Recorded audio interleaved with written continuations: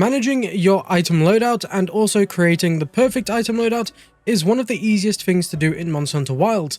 However, there are a lot of items that you'll actually need to understand what they do and why you'd put them in your item loadout. So today I'm going to help you guys create the ultimate perfect loadout for you to take on your missions and hunts when you're just playing Monster Hunter Wilds. So to actually create your loadout, all you have to do is come into your tent.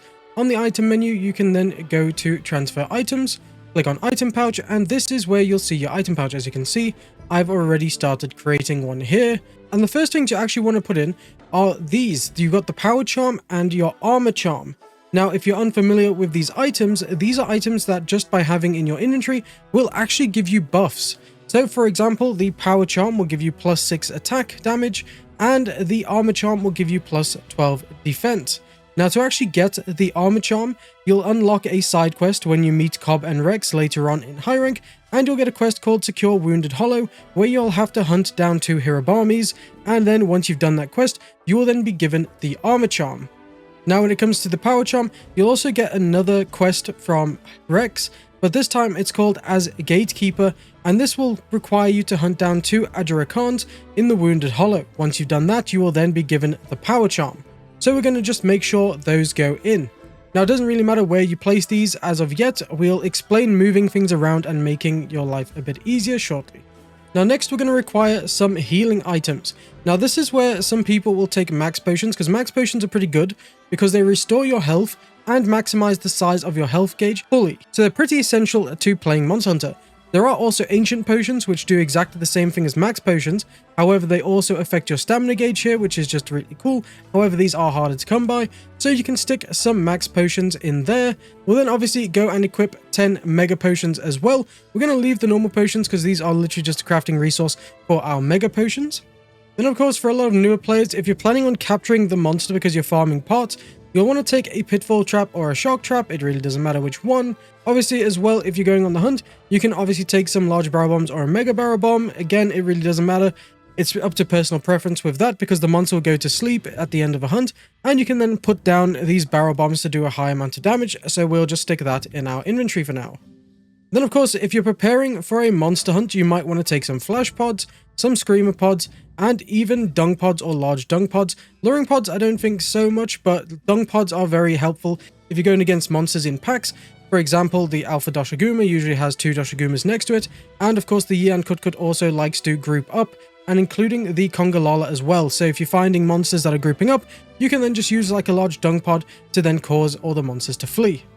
Of course, though, when it comes to the flash pod and the screamer pod, this does depend on the monster you're actually facing, as some monsters are actually immune to the screamer pod, but they are very susceptible to the flash pod, and so on vice versa. So you're actually going to have to prepare for the monster you're doing, which means you could even create a second loadout for those type of monsters that do not require you to have a screamer pod. Now, when you come down to the items here, you'll also see that there's an item called Life Powder.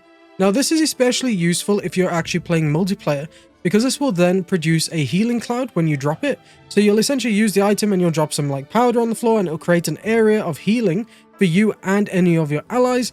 There's a better version of this called the Dust of Life as well, which will let you restore a large amount of health. So realistically, Dust of Life is the best one, but Life Powder is also a good way to go. You can only store 3 of these, so just be prepared for that. Then when it comes to actually buffing your attacks for those harder hitting monsters in the end game, you can actually take some really cool items. For example, the Demon Drug, we can pack that in because that will temporarily boost our attack power because it fills you with demonic strength, as the description says there, but it'll give you an attack boost, which is very nice. You can actually get a Mega Demon Drug, which is really cool because these will last about half an hour. So it's essentially just 30 minutes, and then it's just a really good way of buffing your damage, which is very nice. Then you'll want to take some Demon Powder as well, because this actually stacks on top of the Demon Drug, which is very nice. And after that, you'll then want to take some Might Seeds. Now, when you're actually applying these buffs, because they do stack, the order you want to do this is take your Mega Demon Drug or Demon Drug. Unfortunately, you can't use a Mega Demon Drug and a normal Demon Drug. It's one or the other, depending on what you have access to. So you want to take your Demon Drug, then you want to use your Demon Powder afterwards, and then you want to use your Might Seed. Now, with your Demon Drug, you don't actually have to keep doing this over the hunt, you just have to drink it once. However, with the Demon Powder and Might Seed, you will need to eat both of those every 3 minutes to replenish the buff. Now, of course, if you are fighting a monster as well that does deal a lot of damage and can one-shot you, taking the armor version of what we previously just spoke about is also a very good idea. So, for example, you'll want to take a armor skin or a mega armor skin. In my case, I have mega armor skin, so we would just put that in there. Then we'd be looking for hard shell powder, which is these orange ones, so we want to stick that in. And then we're going to be taking adamant seeds.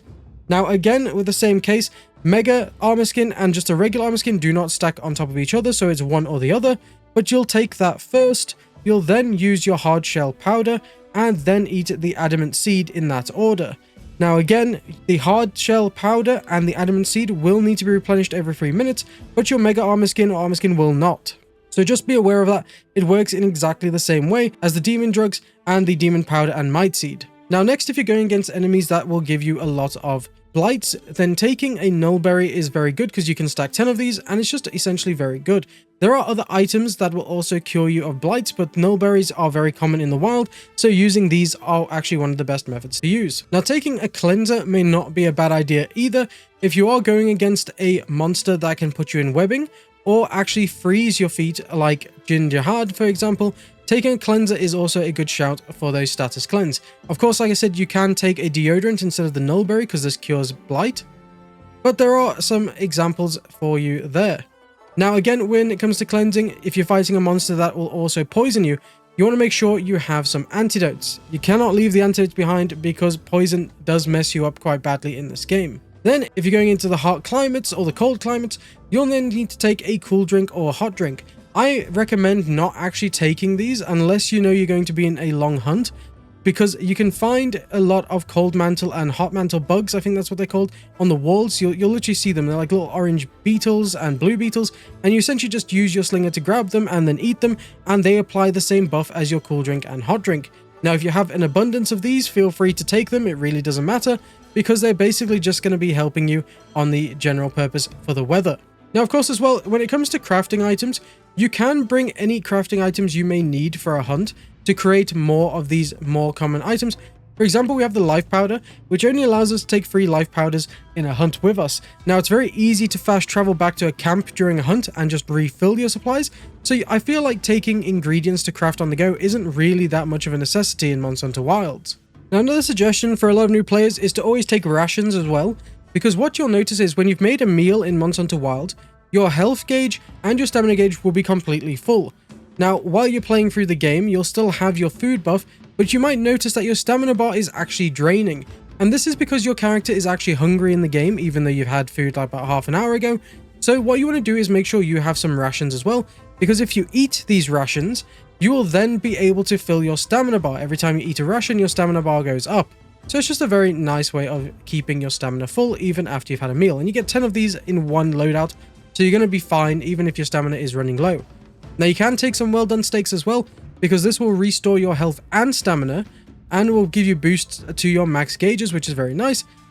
So that is a version above the rations, but for those without well done steaks, you can just take rations and you'll be perfectly fine for your stamina. Now, if you look at the actual item bar at the top here, you can see that it is very messy and very long and looks like a pain in the ass to actually scroll through.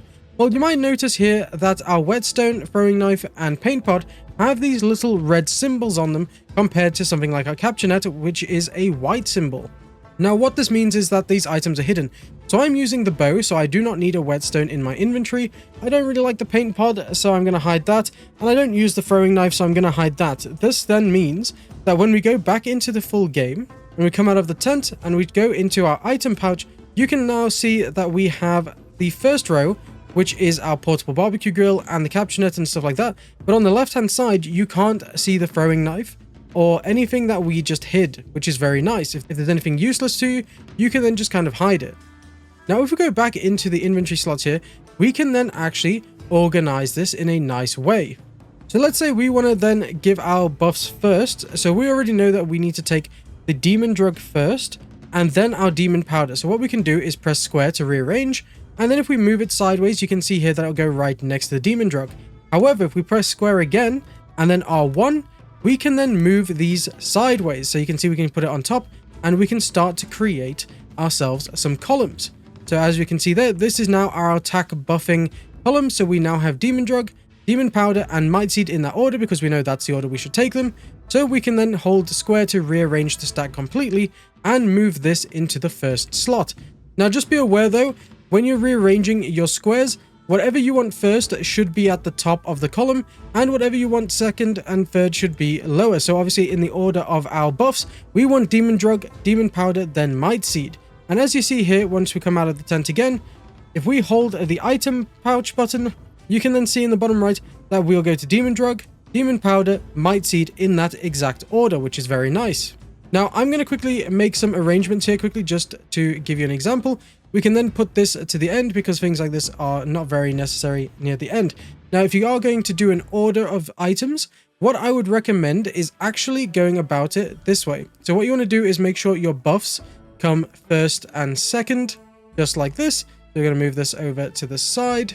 So we have our pile of buffs.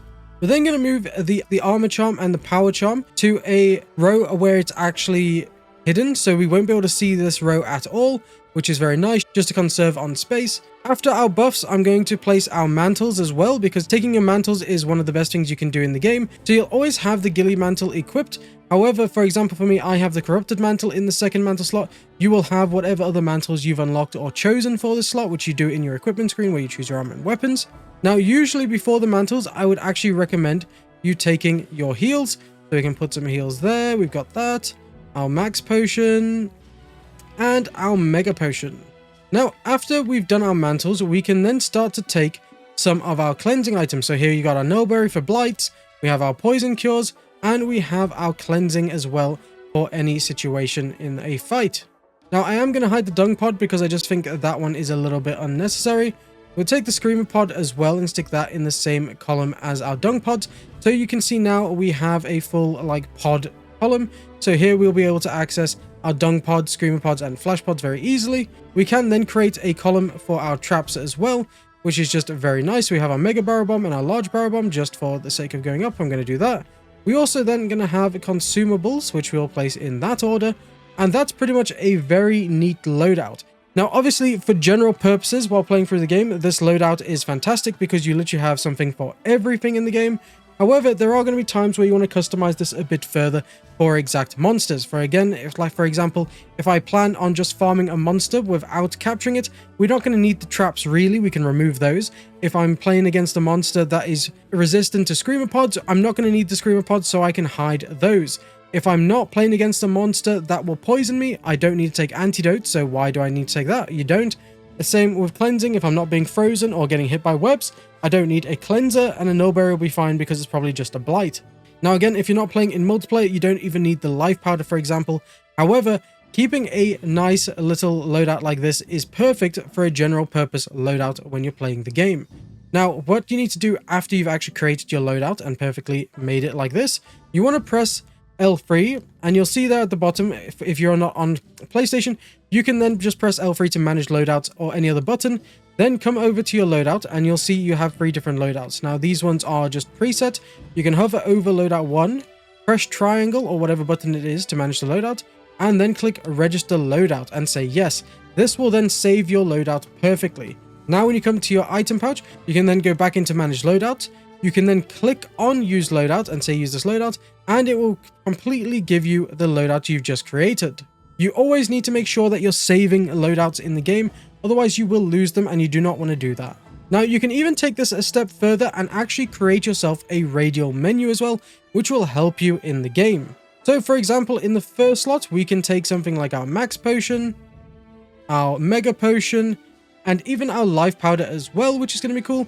Now, another item that's very cool to have as well, because we have all of those status cleansing items, when you get affected by blight, webbing, or whatever, if you come over to the other section, you can actually put on optimal status recovery, which is going to be very helpful because it will just automatically use whatever items you have to cure the ailment that you have. And that's just a really nice way of doing that without you having to micromanage. Obviously, every time you use optimal health recovery, it will use whatever items you have. So that might just randomly use your life powder. It might use your mega potions. It might use your max potions. If you do not use the optimal health recovery, you will have more say over what exactly it uses. So I would recommend doing that. Now you can obviously take your radial further and customize it exactly how you want, but as you can see here, if we hold L1, and we go to new loadout, you can then see the items we have just put in the items. So we have our max potion, our mega potion, our life powder, which we've just accidentally used, and our optimal status recovery. One more thing I also want to mention that I kind of forgot beforehand was that if you are setting up your loadout to take on traps so you can actually hunt down those monsters, you do want to actually take some tranquilizer bombs with you to actually put the monsters to sleep so you can capture them, which you can see fit perfectly in our trap column, which is very nice. Now, I do recommend moving this below the actual traps because in the order to do it, you'll have to place the traps down. Once the monster gets trapped, you'll then be able to trank bomb it. So that is what that perfect column will look like. Now, one item I think will be very helpful to also know about is called the Farcaster. This may not be very necessary of an item for players who actually don't struggle surviving monsters, but it can get you out of a tough jam for new players. So the Farcaster will then call a Wing Drake that will teleport you to the nearest camp. You can obviously do this just by loading up your map and then teleporting with a fast travel. However, you won't always be able to do that in the middle of a fight because it's a bit dangerous loading up the map and actually taking your time to go through the menu to do that. Now, obviously, there are a few of you who are quicker at using the menus than others, and that's perfectly fine. You do not need to use the Farcaster. But if you're not someone familiar with the menus and you're struggling with them, taking a Farcaster to teleport you to the nearest camp is a great item to have. Anyway guys, that is it for today's video on using the best item loadout and creating your item loadout. Now that you know how to do it and what items you should take and in what order, you'll be able to create the perfect loadout for your needs. You can create multiple different loadouts at any point in the game, and you can create them for any monster you're hunting down too. Taking a loadout perfect for the monsters you're fighting is only going to benefit you in the long run, so make sure you do this. Thank you so much for watching this video, guys. That's all I have for you today. If you did appreciate this video and like it, please click the like button below and also subscribe for more Monster Hunter Wilds videos in the future. I'm having a blast covering this game and I cannot wait to play more of this with you guys in the future. Thanks so much for watching and I'll see you in the next one.